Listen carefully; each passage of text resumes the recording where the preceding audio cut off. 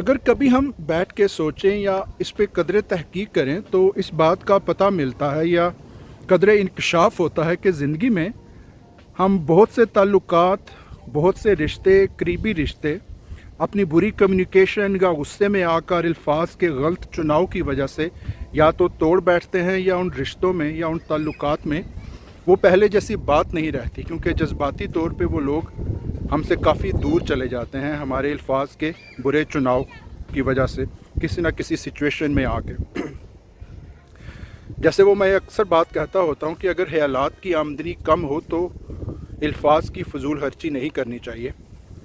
اسی بری کمیونیکیشن یا الفاظ کے برے چناؤ کی وجہ سے جو ہم اپنے رشتے توڑ بیٹھتے ہیں، اس کا بیان ڈاکٹر جاوید اقبال صاحب نے بڑا اچھا کیا۔ وہ کہتے ہیں کہ اکثر آپ دیکھیں کہ دو لوگ آپس میں بحث کر رہے ہیں، الجھ رہے ہیں کسی بات پہ، تو ایک صاحب اچانک کھڑے ہو کے کہیں گے کہ میں تمہاری ٹانگیں توڑ دوں گا، یا اب تم میرے سامنے آئے تو میں تمہارے دانت توڑ دوں گا۔ تو پھر ایسا ہی ری ایکشن سامنے سے بھی آتا ہے، اور 99.9 کیسز میں آپ نے دیکھا ہوگا کہ نہ کوئی کسی کی ٹانگیں توڑتا ہے، نہ کوئی کسی کے دانت توڑتا ہے، بلکہ اس کے بعد وہ ایک دوسرے کو ٹچ تک نہیں کرتے، یہ صرف ڈائیلاگ تک بات ہوتی ہے۔ اس کو بولتے ہیں الفاظ کا برا چناؤ۔ اسی مایوسی کو جو آپ کو اس شخص سے ہوئی یا آپ کو جو غصہ اس پہ آیا،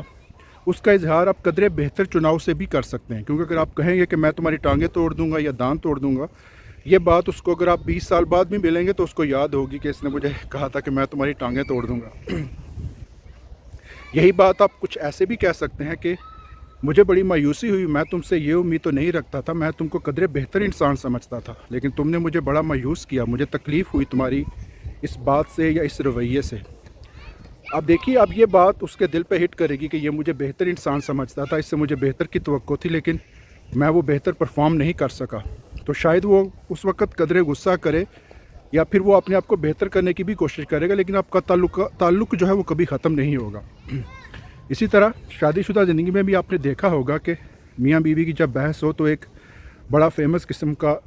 ڈائیلاگ جو کوٹ کیا جاتا ہے خواتین کی طرف سے، کہ معمولی سی بحث پہ یا معمولی سی بات پہ وہ یہ کہہ دیتی ہیں کہ آپ نے آج تک میرے لیے کیا ہی کیا ہے۔ تو یہ جو ڈائیلاگ ہے یا یہ جو لائن ہے، یہ بھی الفاظ کا ایک برا چناؤ ہے، کیونکہ اس بات سے جو خامد لوگ ہوتے ہیں ان کو بڑا دھچکا لگتا ہے کہ جب میں غیر شادی شدہ تھا، جوان آدمی تھا، مجھے کسی چیز کی فکر نہ فاقہ، آزاد پنچھی تھا، جو دل کرتا تھا کرتا تھا میں۔ جب سے شادی ہوئی ہے میں گھر بنانے اور اس کی خدمت میں لگ گیا ہوں، اور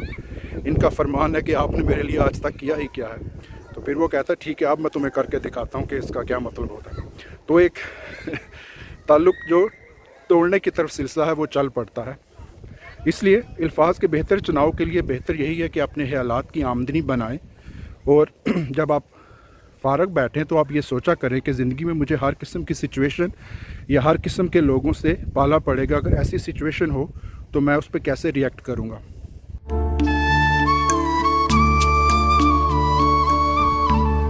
اسی طرح بانو آپا، بانو قدسیہ، ایک بڑی پیاری ایک انمول موتی ہے یہ بات جو انہوں نے بتائی۔ اگر آپ بانو قدسیہ صاحبہ اور اشفاق احمد صاحب کی کتابیں یا ان کی لائف سے ریلیٹڈ سٹوریز پڑھیں، آرٹیکلز وغیرہ، تو آپ کو ایک بابا جی کا ذکر ملتا ہے جن سے انہیں ایک روحانی عقیدت حاصل تھی، اور وہ اکثر ان کی خدمت میں جایا کرتے تھے، بابا جی نور والے۔ تو بانو آپا بتاتی ہیں کہ ایک دفعہ ہم ان کی خدمت میں حاضر تھے، تو میں نے پوچھا کہ بابا جی کچھ ایسی بات بتائیں کہ رزق میں فراوانی ہو، رزق میں تنگی نہ آئے۔ تو بابا جی فرمانے لگے کہ آپ مہینے کا راشن تو خریدتے ہوں گے، تو آپ جب بھی مہینے کا راشن خریدو تو اس کو دھو لیا کرو۔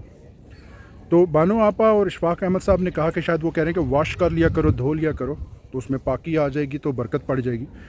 تو انہوں نے کہا کہ جی ٹھیک ہے۔ واپس آ کے رات کو بانو آپا کہتی ہیں کہ جب ہم لیٹے تو میں نے سوچا کہ میں کیسے یہ راشن جو ہے، آٹا ہے، دال ہے، یہ کیسے میں دھو سکتی ہوں، اس میں تو بہت سی چیزیں ایسی ہیں جن کو دھویا نہیں جا سکتا، وہ خراب ہو جائیں گی۔ تو اشفاق احمد سے پوچھا تو کہتے ہیں میں نے بھی نہیں سوچا، کل واپس چلتے ہیں پھر پوچھتے ہیں۔ تو پھر پوچھا ان سے، بابا جی سے، تو وہ فرمانے لگے کہ جتنا آپ راشن خریدتے ہیں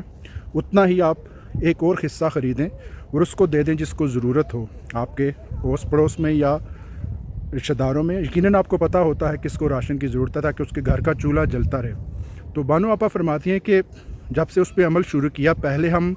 اسکرپٹ کی بنیاد پر چلا کرتے تھے کہ جو ہم اسکرپٹ لکھتے ہیں ڈرامے کے لیے یا کہانی، اگر وہ بک گئی تو رزق آ جائے گا، راشن آ جائے گا۔ لیکن جب سے اس رزق دھونے والے بات پہ عمل شروع کیا تو رزق کی ایسی فراوانی ہوئی، لوگ جوک در جوک آتے تھے، کھانے چلتے تھے، ایک لنگر کا سا سما تھا، اور پھر اشفاق احمد صاحب نے اپنے گھر کا نام ہی داستان سرائے رکھا، وہ جو آج بھی لاہور میں ہے، اگر آپ جا کے دیکھیں تو وہاں پہ تختی لکھی ہوئی ہے، ان کے گھر کا نام ہے داستان سرائے۔ سرائے کا مطلب جہاں کے لوگ یا ان کے دوست احباب رہتے تھے ان کی زندگی میں، وہاں پہ قیام کرتے تھے، کھانے چلتے تھے، ادب کی محفلیں ہوتی تھیں، تو رزق کی ایسی فراوانی ہوئی کہ جس کی کوئی مثال نہیں ملتی۔